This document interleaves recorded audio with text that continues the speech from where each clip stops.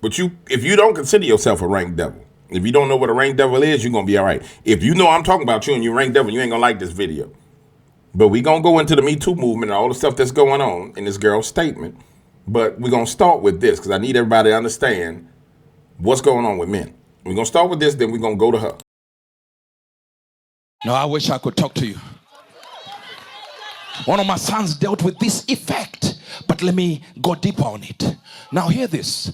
The same followed Paul and us and cried, saying, these men are the servants of the Most High God, which show unto us the way of salvation. And this did she many days. But Paul, being grieved, turned and said to the Spirit, I command thee in the name of Jesus Christ to come out of her. Notice, Paul did not notice the demon by manifestation. He knows the demon by being disturbed in his spirit. So there are some signals that don't come by natural manifestation. They come because your spirit is active enough to know the way he's talking, he's about to attack me. I'm going to stop it right there because he said what I needed him to say. You see, ever since the Me Too movement hit, men have in their spirit this new form of discernment. And it really is a new form of discernment that men have. They have this new form of discernment in their spirit that tells them, no, I'm not finna be bothered with none of this. And so you walking by, beautiful woman walking by trying to find man, nobody want to talk to me. No, there's a new level of discernment that's been unlocked in men. Hey man, I don't do a lot of these videos, but I had a special request from a friend of mine named John. He said, hey James, I would love to hear you comment on some of the things going on as it pertains to feminism. I said, sure, John, I don't have no problem talking about it. It is not my forte. John, it ain't my forte, but I don't have a problem talking about it. And let's start right here. If you've been listening to this channel when the Me Too movement started, I said back then, I said, hey, ladies, I need y'all to understand something. You got all the crazy cat ladies that's liberal demons that you listening to. I said, don't listen to the crazy cat ladies. And see, the Me Too movement was crazy cat ladies personified by the most craziest cat lady on the planet who said that Donald J. Trump molested her. I'll be a monkey's uncle. I'm wrong. I thought it was liberal cat women that started the Me Too movement. This thing right here started the Me Too movement. Man. But it makes sense. It make all the sense in the world. It make all the sense in the world. That's why E. Jean Carroll fit in perfectly. That thing right there started the Me Too movement, man. This is what. My name is Tarana Burke, and I'm the founder of the Me Too movement. Me Too is a movement that was founded in 2006 to support survivors of sexual violence, in particular Black and brown girls who were in the program that we were running. It has grown since then to include supporting grown people, women, and men and other survivors, as well as helping people to understand what community action looks like in the fight to end sexual violence. I was working and living in Alabama at the time, and we started this organization called Just Be Inc. And that was about teaching the young women who we worked with, to helping them develop a sense of self-worth, which we differentiated from self-esteem, right? Our theory was that you have to build a sense of self-worth before you can have a healthy self-esteem. We were encountering numbers of girls who were disclosing sexual violence. They were disclosing their experiences. And sometimes they didn't even know that it was a sexual violence, right? They would just tell us things like, I had a 7th grade girl, 12 years old, say to me once that her boyfriend was 21 years old. And I thought, that's not a relationship. Like, that's a crime. We put our MySpace page up, and within days, and there was no such thing as viral back then, but if there was, this would be as close to that as possible. Within like a week or so, we had so many responses from women who were like, thank you for doing this. This is really amazing. How can we be involved? We need help. It's crazy because when you actually listen to what this woman is saying, it sounds righteous. Somewhere along the way, now it's a nonprofit, so I can understand where the along the way came. Somewhere along the way, this went from helping little girls, Black and brown girls who dealing with pedos basically, to getting to the point where you attacked all men and made all damn men all over the planet say, I don't want nothing to do with y'all women. Victim. You don't feel like a victim? I was not thrown on the ground and ravished, which the word rape carries so many sexual connotations. This was not sexual. It hurt. But I think most people think of rape as it is a violent assault. It is not. I think most people think of rape as being sexy. Let's take a short break. Think of the fantasies. We're just going to take a quick break. If you can stick around, we'll talk more on the other side. You're fascinating to talk to. Y'all remember that lady? I forgot her name, but she was ugly. You're looking at her, and you're looking at Donald, who got all these models. Then you look at her, and then it turned out the lady said that, she was wearing a dress that wasn't created till 2 years later. Then when Donald said that, they turned around and said it was defamation and sued the man for $80 million. The Me Too movement was sparked to take down Donald Trump. Now, you may not believe me. You feel like you won't. It was sparked to take down Donald Trump and get women to start acting crazy. And then it moved into corporate America. And then the first thing that happened from Me Too, I'm bouncing in my chair like this. The first thing that happened was men stopped hiring women. Then the next thing that happened, when you was a woman in the workplace, nobody spoke to you. Then it trickled down and got to the households. And then after that, it hit the streets. Now the Me Too is on the streets like crack cocaine coming out the Carter.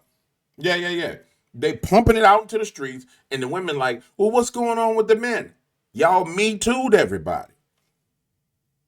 So a man rather go about his business and be in peace than be bothered with you. Because the one thing that women used to know is all you got to do is give a man peace.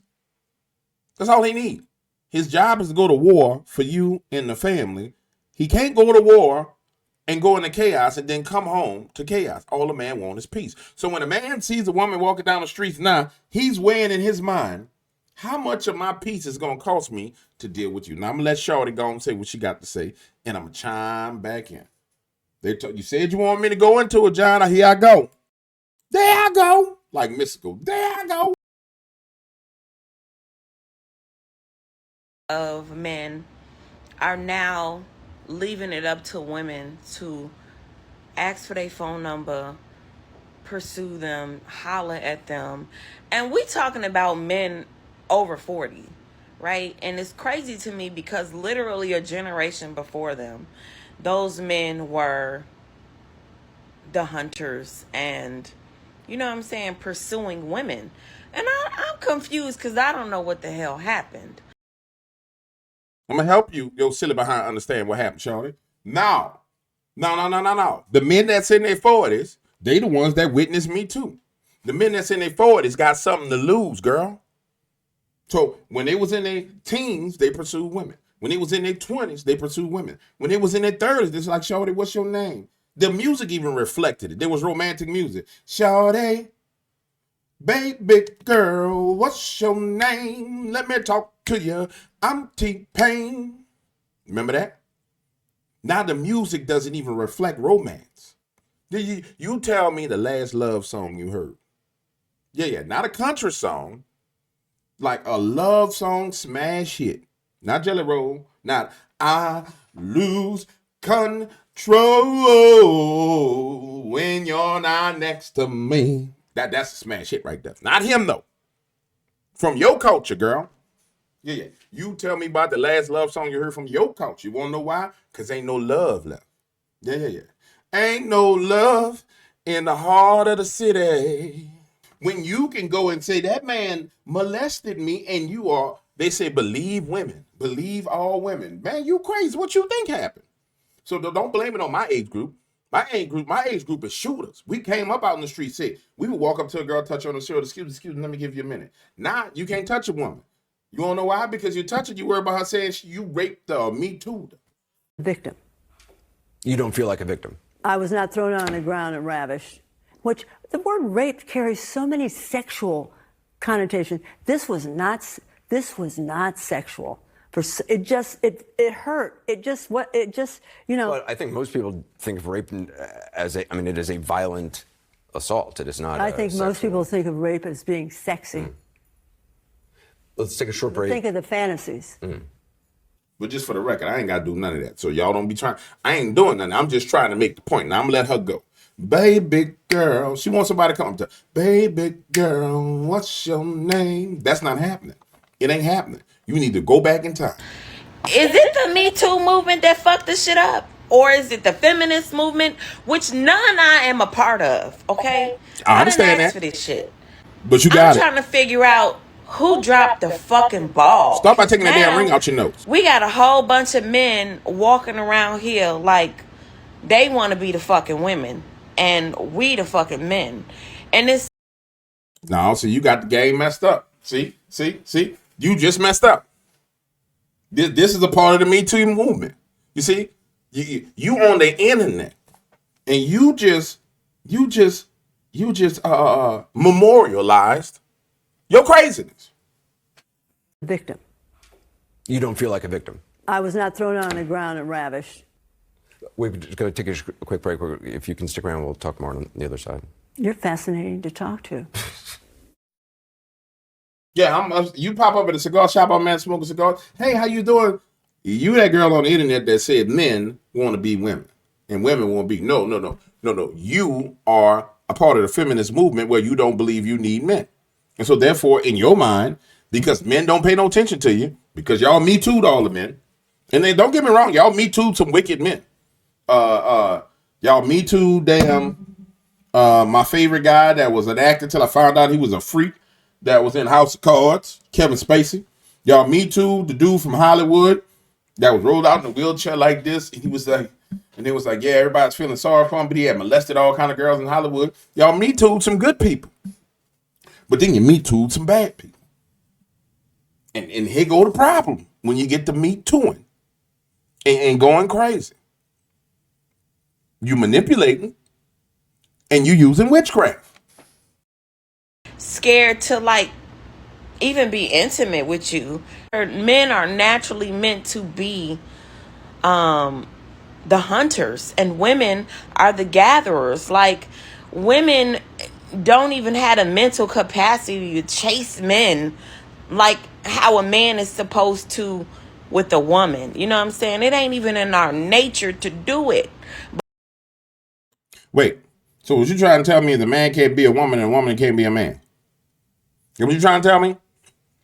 But men got to sit here and listen to everybody tell them there's 19,000 genders. See, you don't understand, sister, the stuff that men been listening to. And I feel you. I feel you, baby girl. Let me make your face look better because you look bad right there. I'm going to forward you a little bit. There you go. You look a lot better there. I don't want you sitting there looking like you got a demon on you. You don't have a demon on you. But I need you to understand.